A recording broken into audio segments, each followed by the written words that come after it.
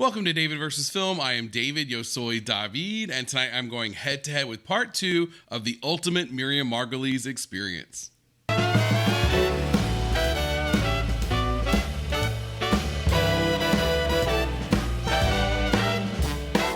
big hey, hi, and hello to all of you, but to returning viewers, and especially returning subscribers, what's up? Last week, we dove headfirst into the ultimate Miriam Margolyes experience on the Graham Norton Show, and as expected, it was incredible. My biggest takeaway was that I enjoyed getting to see the expanded context and more to the stories that I'd seen clips of before. But I also really enjoyed that there were some just brand new clips altogether that I had not seen. So as usual, it is a great time on the Graham Norton Show and so much fun, and I just don't think there's a guest that is more iconic. I just really don't. Than Miriam Margolyes. So I'm eager to get into today's part 2. I will remind you guys that even though I usually leave most of the Graham Norton stuff in, they're very kind over at the Graham Norton Show. There are some things I have to edit out for copyright here on YouTube. So if you would like to see the full unedited version, you can find that over on my Patreon, patreon.com/DavidVersusFilm.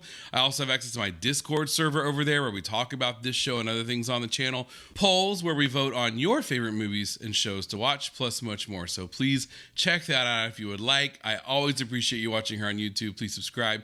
Be sure to check the notification bell if you do. A like is always appreciated. And last but not least, leave those amazing comments like so many of you already do. Not only is that how I get to know you better, it's also how I learn more about the show and the guests on it. So thank you in advance for all of that.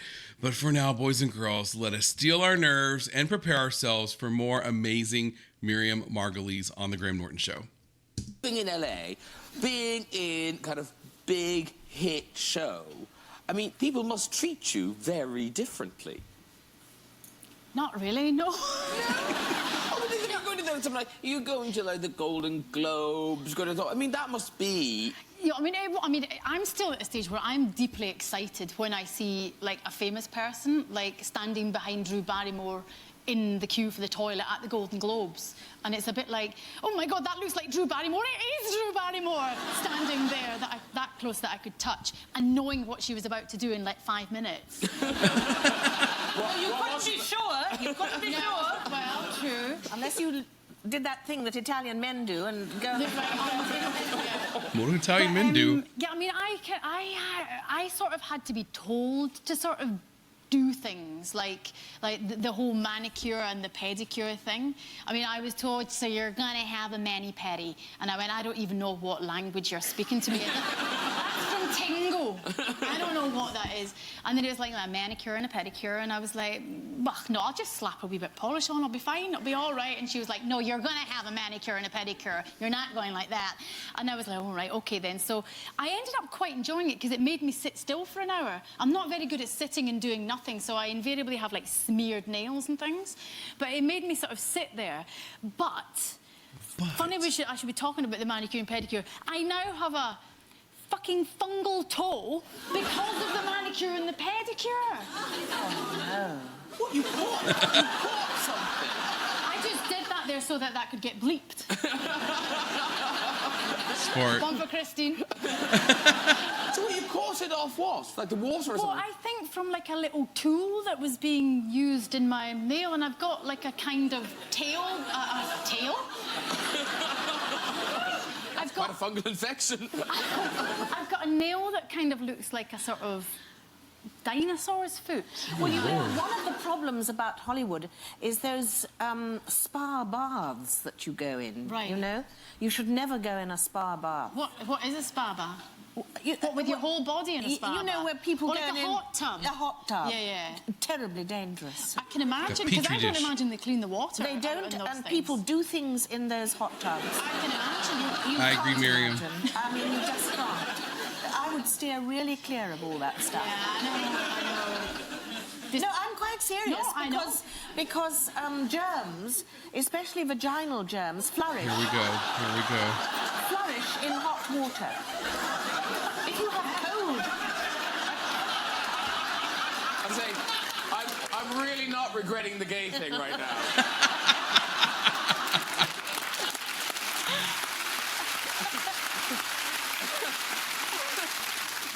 I hate to pause right off the bat, but like I said last time, Graham is totally an instigator with her. I didn't see it before, but now that I've had a little more time with these extended clips to really, watch, he lets her go. And that is when, like, he'll give her so much rope, you know what I mean? Because he knows what she's going to do. And just like vaginal germs, she took it.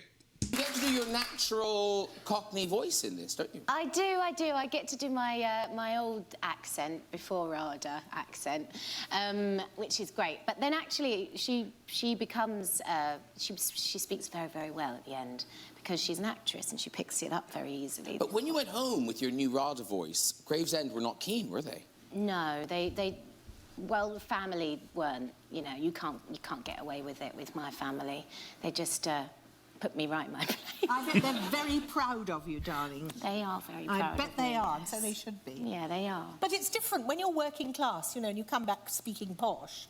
It does set people's teeth on. Yeah, it does. Because I have a posh voice, and I wish I didn't, but I just do. And You can change your accent. You should do that. I Just, do. choose an always accent do. a day. If I need something in the street, I always become Scottish. In the street. I've got to ask you, what do you need in the street? Right. Get that street you never stuff. know. Well, I mean, the time, or a road, or a garage, something Okay, like yes. that. I Why understand. Scottish? I tell you why, and this is true. Scottish is a classless sound, and it's friendly. Excuse me, could you tell me where the nearest garage is? I don't know where I am at the moment. I'm just slightly lost here. Could you That's help me true. out? Yeah, that's a good point. It's friendly. It's friendly. May have rumbled you now, but that's a Scottish woman, I hope. You do seem to have cornered the market in that kind of, that sort of urbane gay man. Yeah, I know. That's weird, isn't it? Yeah, I you know. have. Yeah. Yeah. How did you discover that you were good at that? Well, that's a long story. This feels like a conversation in a chat room. Right. Yeah. If you'll just true. excuse us for a moment. I don't know. When I was cast in the Devil Wears Prada, which I heard recently that you auditioned for the role. Did I hear You know that? how you feel about Winona Ryder? Oh, God, right? From Age of Innocence, I love that story from last time. Did you audition for that part? Yes, I did. Oh, he'd have been good. I put the work in. But I spent my life preparing. I know. I think I had more chance of getting her role. But just so you know, I was probably the last actor in Christendom that they went to. They were shooting the movie already. They had tried to cast everyone and anyone except me. And in the end... Not making it better, Sam. That's true, yeah. That's true. Trying to make it better. Street had been offered the role. But what they said to me was, it was between you and me. Yeah. It's true. And Winona Ryder. And Winona Ryder. So good. Yeah, I don't know. Yeah, I know. I don't know why. Why the urbane? I don't know why. But you got that very late in the day, so you'd know. Yeah, they were shooting the movie already. I had 3 days. Yeah, but you're to not prepare. gay, and sometimes people who aren't gay are better at being gay than people who are. It's a shame. It's a shame you're not gay because you'd be so good at it. No. Right. But it's true, hilarious. isn't No, it? I know what you mean. Yes, there's a certain distance. There's a distance. An objectivity There's an somewhere. objectivity. There's a perspective that maybe you wouldn't have. I don't like playing lesbians. I am a lesbian, but I don't like playing them. I loathe kissing women, for example, on stage or on screen. Absolutely loathe it. Right. And I tell you why, and I'm quite serious. It's because I don't want them to think that I fancy them. Can you understand that? Yes, I can. Yeah. Well, that's exactly why I don't play lesbians on stage. And Tucci. But what is that? I'm nervous of asking you this. But what? No, please don't be. Okay. Because I will answer. I know that's why. That's why he's nervous, girl. Okay, what is the story about you meeting an American man in Cambridge? When I was a student. Yes. Yeah. That was before I've not heard I this was part. a lesbian. This part I've heard. I was just... Before I was a lesbian. I was sorting myself out. Yes. And as you do at university. And I was on my bike, because we cycled. Over the cobbles, I would imagine. Dive on a bike,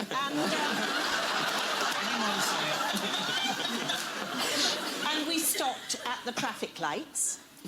And I looked to the left or the right, whatever it was, and there was a car, an open car, with an American soldier inside. And something crazy took hold of me then. You know that feeling. I've got it right now. And I said, would you like to follow me to my college and I'll suck you off? It's the way she says it.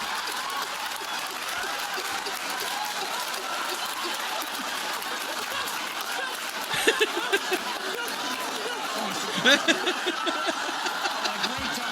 job. They're like Americans. Can't hack. You knew you recognised it from somewhere. That is hilarious. I love that still. Well, I was still in knee pants at the time. Anyway, go ahead. Finish that story. I think we know what happened. Yeah, right. Stop there. The really interesting thing was, he afterwards, and I should explain, I thought I was being a good girl because a bad girl would have had intercourse. With a random stranger from the street. For sure. Well, I still think it was the right thing to do. I'm sure he felt the same way. Anyway, after it was all over, he said, could I come back next week? Because I've got some friends here. I'd like to be on one of your shows that will actually air.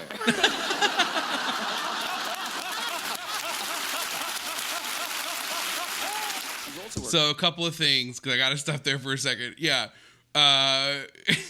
That is a great example of one of the stories that I've heard before. I think just once I've heard that story in a previous clip compilation, but it's so much better with the extended segment that they showed with Stanley Tucci, who, by the way, I don't know if you guys already know this or not, I am still to this day shocked to realize that he married Emily Blunt's sister, who I believe is named Felicity, and they met on the set of Devil Wears Prada. So had Graham Norton, it's one of those kind of things in life where had Graham Norton gotten that role, there's a good chance Stanley Tucci never would have met his wife, they never would have gotten married, et cetera, et cetera. But I'm so glad, again, to see that full segment because that was just hilarious. So funny. And Jimmy Carr, who, just side note real quick, who I did not know as well, because I think that was on like maybe the first, Miriam Margolyes compilation I watched like 2 years ago, and I wasn't even aware yet who he was. And my good friend Karin sent me his book back there that I've read a little bit of, and it's just so good. So anyway, great clip on that one.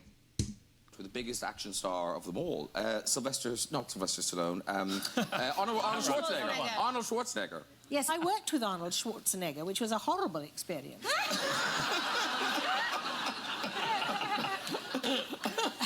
Why so horrible, Miriam? Well, the real reason is because, because he didn't fancy me, he didn't think I mattered, and I really resent that attitude. And secondly, because he farted in my face. And that was when I was lying on the ground, in the part. I was playing my role, and I was Satan's sister, and I had to be killed lying on the floor with a glass table slicing my throat. Oh, yes. So I was doing all that, and it's difficult. You can't get out of the way when you're stuck like that. No. And he thought it was hysterical. He just... Arnold. So he did it on purpose? He just squatted in your face and... Absolutely on purpose. On purpose. Oh, I'm thinking about the man. Oh, he eats nothing but protein. Oh, God. Good God, yeah. True. I mean, it was very unpleasant. Is it true, Ron, you He's were very going to do a unpleasant. Harry Potter? No, I wasn't going. There was a moment when there was a kind of a list of candidates, and they reached out to me at that point to talk about it, and I read the books, and the books were fantastic. But in all honesty, I have just finished doing The Grinch with Jim Carrey, and that was a fun, fascinating, but unbelievably challenging and difficult production. And I just sort of said, I don't think I want to be in fantasy world again for another few years. And I wanted to do A Beautiful Mind, which was a great opportunity and a different kind of a story. But then, I mean, it became Harry Potter. I knew it was good. Right. And, maybe that would have been our opportunity. I mean, but... You missed Professor Sprout. I did. Yes. I did. But Honestly, it's not the most important moment in my life. no. I'll tell you that. In lockdown, did you finally get to watch it? No. It's not my kind of thing, I'm not interested in fantasy. I did it, as I do everything, for the money. And, So honest. It's a job. That's true. Yeah, it's a job. And I did Flushed Away. Oh, yes. Who were you Oh, I've in seen that Away. movie. That was good. I don't know what I was in that. A piece of shit, I should think.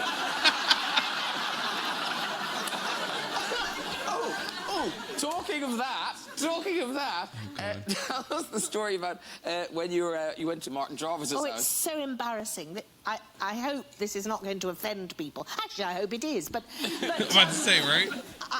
I know it sounds as if I just talk about nothing but shit, but I was dying to go to the lavatory. And I was invited to a lovely dinner party in Los Angeles, and it was Martin Jarvis, who's a dear friend, and his wife, the hosts, and Richard Harris's son, Jared, was there, whom I've not met before, and was rather keen. Nice. And he's lovely, and I was very excited about that. And so, when I arrived, I said to Roz, Martin's wife, Roz, I'm dying to go to the lavatory. Can I go first, and then I'll join the group, so to speak. So I flew into the loo, and I had this enormous shit, and,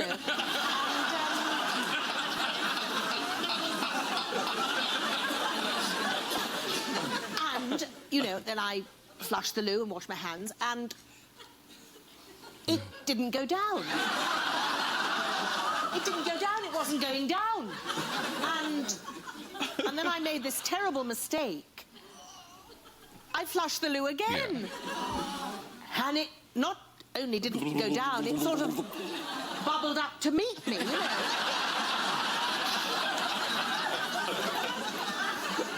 And it was a horrific...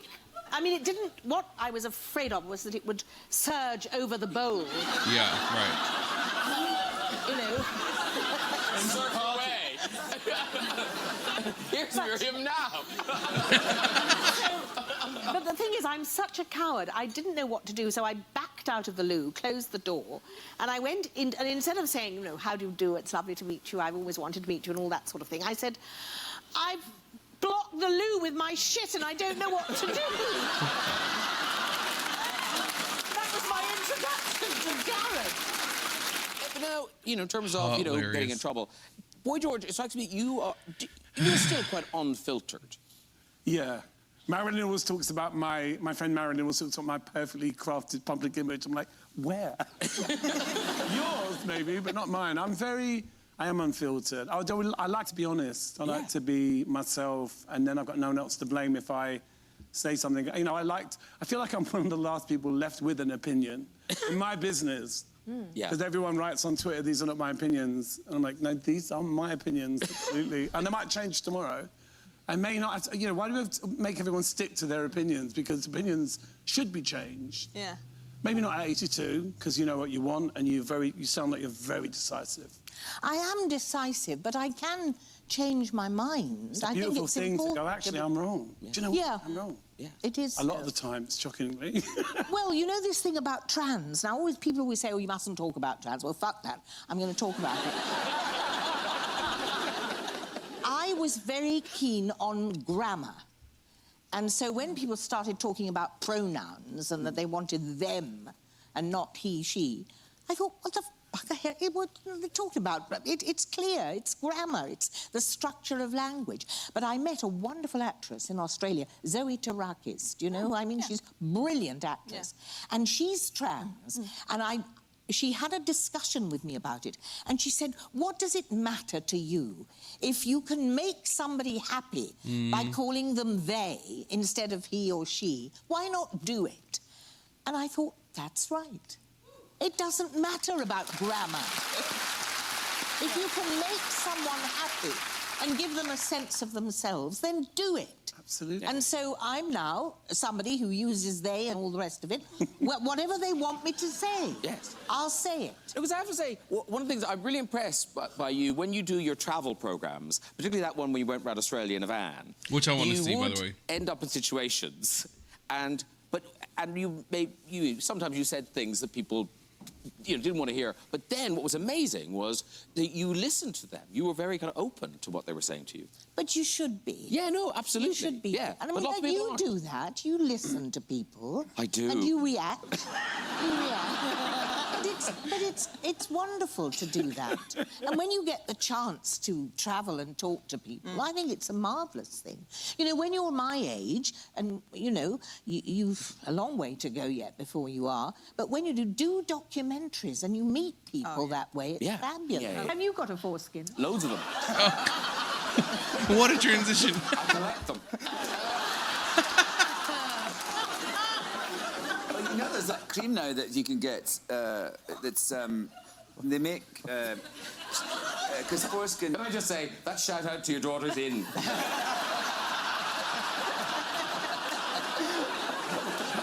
thought there wouldn't be time. There will. No, do go on, Alan.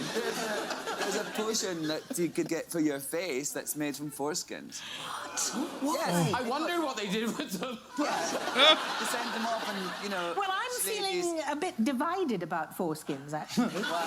Because men are dirty, and they don't clean round the rim. Oh, there we are. They don't.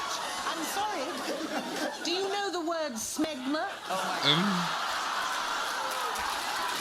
Well... Sharon, are there any other Well. members of your family that you'd like to give a shout out to? Because I have a feeling your daughter may not be watching this now.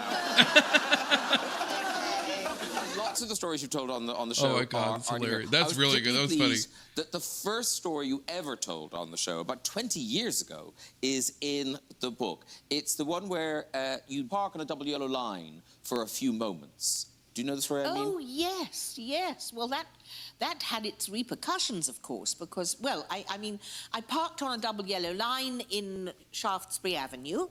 It was the day of the state opening of Parliament, and I rushed up to give an audio tape, because, you know, I do audio tapes, to my agent, and I came downstairs. There was a policeman pasting a parking ticket on my windscreen, and I was just furious because I'd only been there for a minute.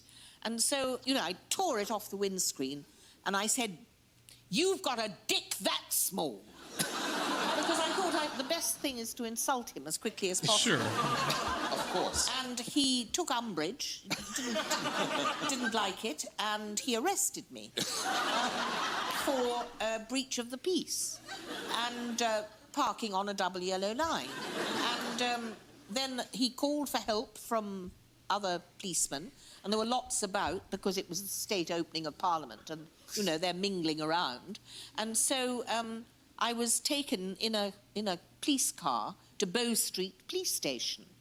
And there I was arraigned, and they said, empty your handbag. And I had a few things in my handbag, and one of them was a packet of peppermints. But they're wrapped in silver paper, you see, and that the detective in charge thought that it was drugs. And he Miriam said, Escobar. you know, what have we got here then? That's interesting. And I said, it's just a packet of peppermints, officer. And he said, no, I think we better check you out, matron. And he got the matron to come and put me in a room privately. And I knew I knew, because I was sharp, that she was going to give me an internal examination. I just knew that. Nothing had been said, but I knew it. So when she locked the door, she went out for a bit, I took all my clothes off immediately. Well, you would, you know, if you know you're going to be examined. And she came back in and she said, "You've been here before." And I said, "I have not been here before." She said, "Yes, you have. How did you know to take your clothes off?" And I said, "Well, I know you're going to examine me, aren't you? They called you matron, so I knew something was afoot." She said, "Anyway, bend down or lie on the couch or something," and she examined me, my front body and my back body. And, of course, they thought I wouldn't like it. Oh, my God. She's so great. But, you know, I'm gay, I have to tell you that. And, of course, it was as if all my Christmases had come. Now, talking... I will say this just quickly. One thing I love about that with the audiobook, or talking about audio tapes, is that in the previous video, several of you left in the comments, thank you, by the way, about reading her books, and because I'd mentioned that I would love to read her books, and I hope that they have audiobooks, because to hear her reading an audiobook to me would just be, like, so great, and it would be the best way to commute to work and probably put me in a good mood going to work and in a good mood dealing with traffic on the way home from work. But the other thing I was going to say is that someone else in the comments noted how ridiculous it looks, you know, now with the chairs all separated with social distancing during COVID. And I had never, I mean, I've noticed it before, and in my mind, I always go, yeah, COVID. But I had never thought about how essential the couch is for that Graham Norton experience. And when I read that, it did change my opinion, speaking of changing opinions. And I thought, yeah, that's true. It does look very, very different, and it's just not quite the same. You know, thank God you have Miriam with her stories to bring it all back, but it is better with the couch. Of Italian men, you both have homes in Italy. Do you see so much in common? Forget your careers, you can talk about that. Because they're not that far away from each other, the homes, are they? No, they're not. No, because yours is in Umbria. That's right. And mine is Siena. the Umbrian border, near Umbria. So... Put that in your sat-nav and find them. Have you made the effort with the lingo? Have you learned Italian? Well, I went to Italian night classes about a year ago, which I actually, frankly, thought I was doing rather well. But when we used to have to go around the class and do the "my name is, I would like a glass of red wine," important things like that, and I would be like, "Voglio un bicchiere di vino rosso, per favore." And she was like, "Oh my God, you are frightening me. Oh my, you sound so scary. You're shouting at me." So I think I was going, "I want a glass of red wine, please."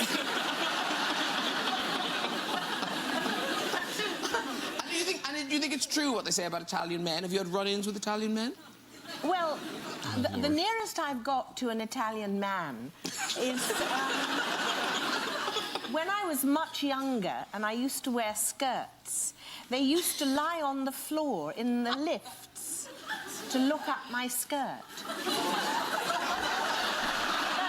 That's absolutely true. Really? Really. I'm sure that's what they were doing. And I remember, it's all coming back to me now, as the skunk said when the wind changed, Oh my God, that's a great expression.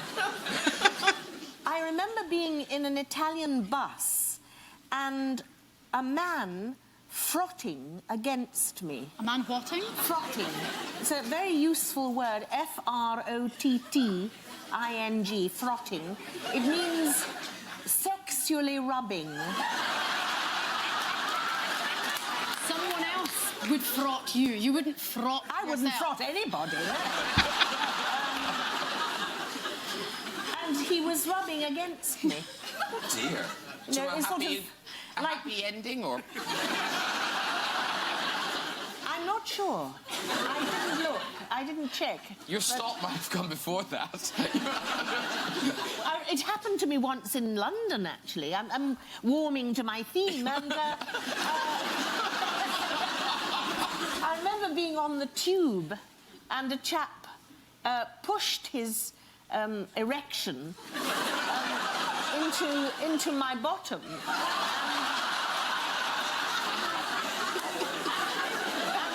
It's true. I'm only telling you about it because it's a long time ago, you know. Yes. I think it was last Tuesday or something. Oh, God.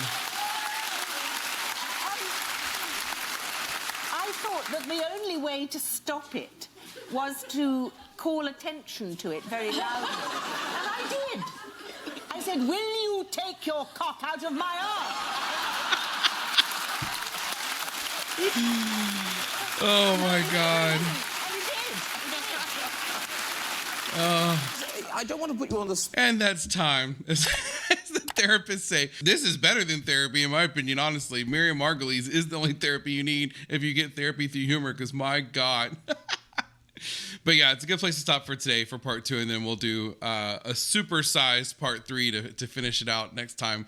But yeah, I mean, come on, more of the same, which is always a good thing in this context. Yeah, I don't even know where to begin. It's just, I feel like if you're going on the show, and I've said this for other clip compilations that I watch of Graham Norton, there's never a time when you're going to go on this show and be like, oh, crap. You know, no, it's always going to be the best of the people in their field. And they're going to be engaging, and they're going to have great things to say. And it's not just the alcohol. The alcohol helps, definitely. But it's just really great folks that they find. I've said before that the casting agents or the talent coordinators, or however you want to say it, on the Graham Norton Show, I mean, must just be the best in their class, because they find the most amazing combinations of panels. But when you find out you're going on with Miriam Margolyes, that's got to be just the extra cherry on top, foul-mouthed cherry on top of an amazing Sunday. I don't know which of those stories was my favorite. Probably the one that had the most visceral reaction. I don't know if it showed externally, but internally was the foreskin cream and all that. And it wasn't even really just her. That's where she had an assist from Alan Cumming, who you guys also told me in the previous video has a travel show with her that I would love to see.